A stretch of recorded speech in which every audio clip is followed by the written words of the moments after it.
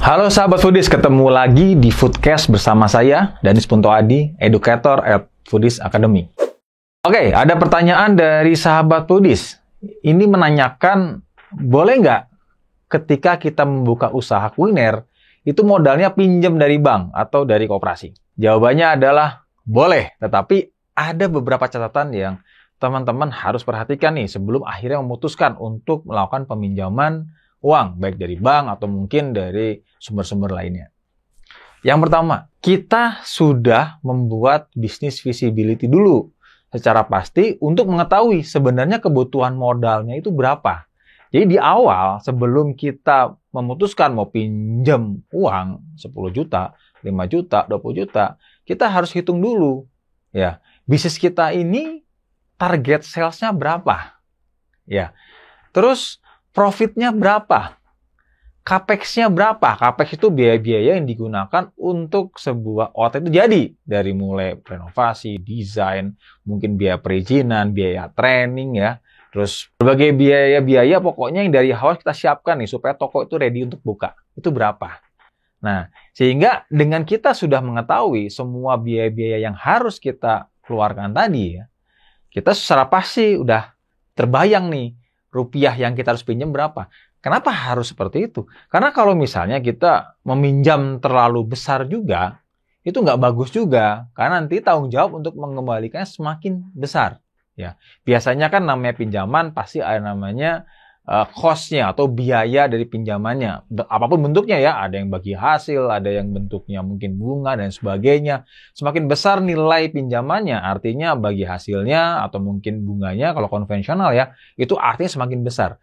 Dan dalam jangka menengah panjang ke depannya itu tentu memberatkan kita.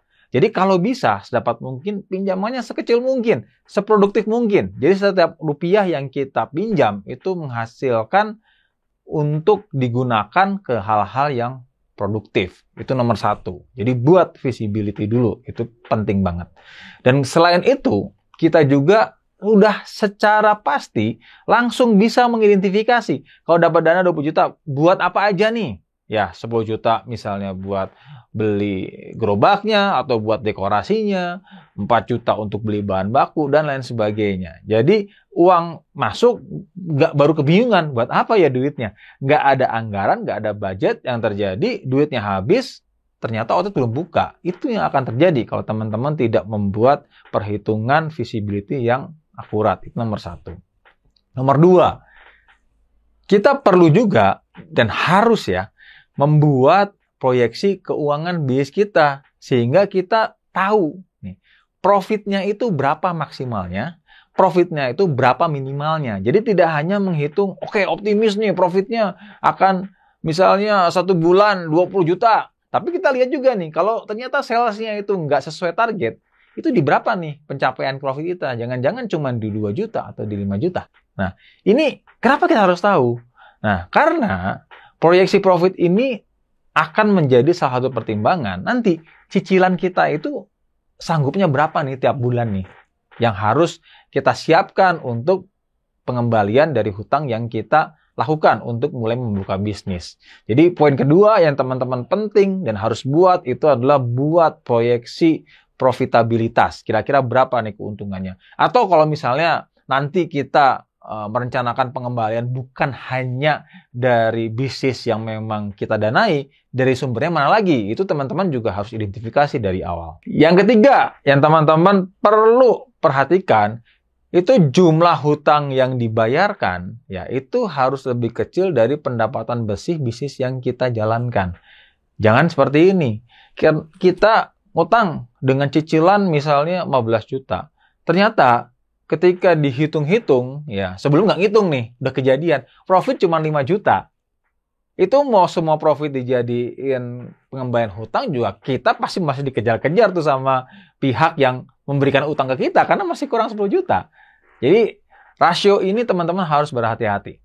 Dan yang keempat, teman-teman dari awal sudah juga membuat perhitungan dan menentukan yang seperti tadi sebelumnya saya jelaskan, ini sumber skema pengembaliannya itu mau dari mana?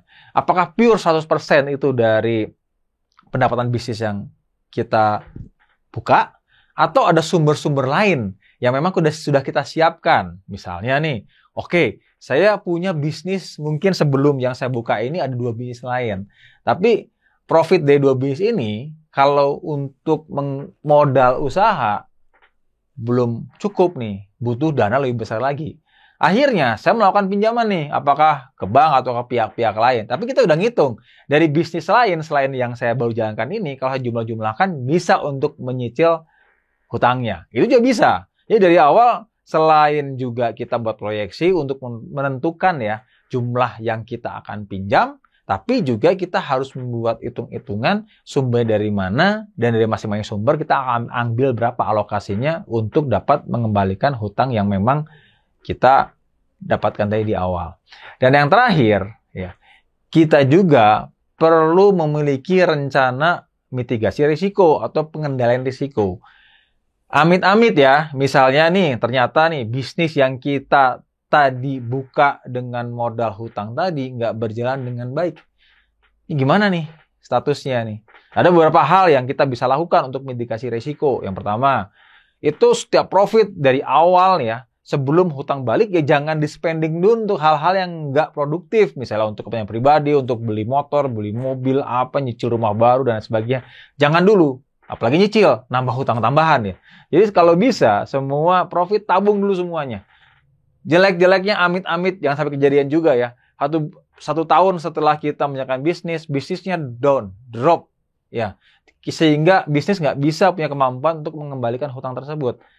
Nggak ada masalah. Karena kita udah nabung tuh keuntungan dari bulan pertama sampai bulan ke-12. Sehingga sampai dengan bisnisnya bisa naik lagi, kita nggak ada masalah dengan pengembalian hutang. Kita masih cicil bertahap ya, dengan tabungan yang kita punya. Atau, jika kita memiliki keuntungan dari bisnis dan sekiranya bisa diputar untuk hal lain, investment lain, yang resiko rendah, misalnya deposito, atau ke emas, atau mungkin ke reksadana ya, resikonya kecil. Ya, tetapi bisa produktif, itu juga bisa jadi alternatif. Jadi duit profit yang kita miliki dari bisnis running ini nggak berhenti, tapi bisa berkembang dengan investasi-investasi lain yang low risk, tetapi punya nilai ungkit atau pertumbuhan yang cukup lumayan ya, untuk nanti pada akhirnya bisa dijadikan dasar untuk pengembalian hutang kita di masa depan. Atau yang terakhir, dari setiap keuangan yang kita dapatkan profitnya, kita bisa jadikan aset, ya, di mana aset ini nanti jika memang dibutuhkan bisa dijual untuk mengcover pengembalian hutang, misalkan atau jika bisnis kita nggak berjalan dengan benar. Oke, jadi kira-kira itu ya 5 hal yang teman-teman harus perhatikan dan persiapkan ketika akhirnya memutuskan untuk menggunakan pinjaman atau berhutang dalam membuka bisnis yang akan dijalankan oleh teman-teman semua.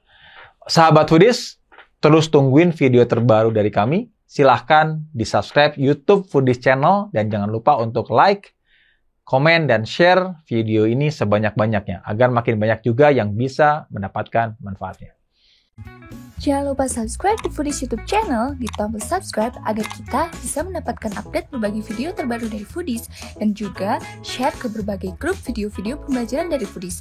Ikuti kelas-kelas Foodies terbaru dan sekolah bisnis kuliner, kunjungi www.foodies.id.